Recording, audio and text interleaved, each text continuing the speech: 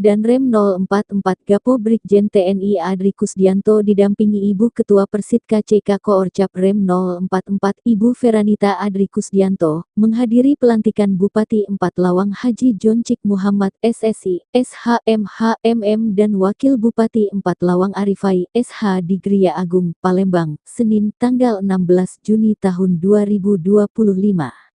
Dalam rilisnya, Kapenrem 044 Gapo mengungkap, Danrem 044 Gapo beserta Ibu Ketua Persit KCK Koorcap Rem 044 menghadiri acara pelantikan Bupati dan Wakil Bupati 4 Lawang serta pelantikan Ketua Tim Penggerak PKKK